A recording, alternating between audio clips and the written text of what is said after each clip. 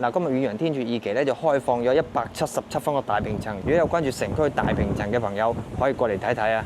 稀缺到不得了，成個小區就係58席，主打一個買一套少一套。雖然項目佔地就接近4萬方啊，但係就7棟樓嘅啫，而177方咧就一棟樓嘅啫，2梯4戶設計，小區或者周邊配套樓盤細節咧，咁我前面視頻已經講過㗎啦，直接搜翻遠洋天柱二期就可以睇到㗎啦。反正南區主打一個就係居住環境發達、路網交通便利啊。而今日主要介紹嘅就177方戶型啊，專梯入戶啊，電梯入戶空間咧接近8個方，你自己用嘅。其實一入門口咧，呢個位置做個屏風幾好睇。門後就擁有2個方嘅儲物空間啊，個門咧要自己整啊。等於電梯對出位置咧就放日常出門嘅嘢，後邊嘅儲物空間咧就放出遠門嘅嘢、少用嘅嘢。入門口第一間房啊，套房父母房啦，咁無論房間定屎坑啊，全南向啊，再帶多個獨立衣帽間。如果你覺得呢度衣櫃唔夠用咧，呢一排你再整埋衣櫃。張床而家得1.2米嘅啫，如果你覺得唔夠大，床頭櫃嗰邊仲有少少位置嘅，拍翻埋去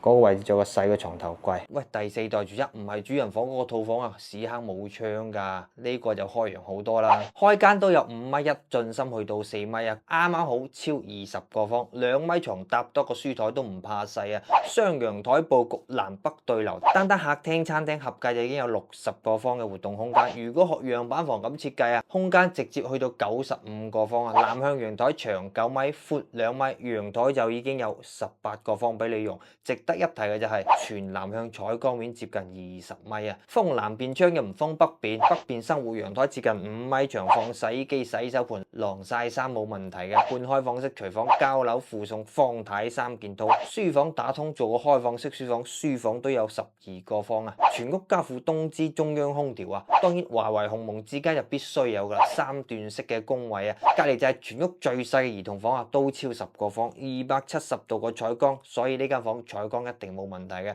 主人房有28個方，步入式嘅衣帽間、衛生間、雙洗手盆設計啊！我當時以為我去開房啊，主要夠大，開間5米唔加屎坑，單房間就已經有25個方啊！點設計都得啊，主打一個夠豪夠大，可以浪費，適合你嗎？你收得了嗎？內部優惠額外5萬優惠，我俾你，關注我，私信我，嗱，關注我啦！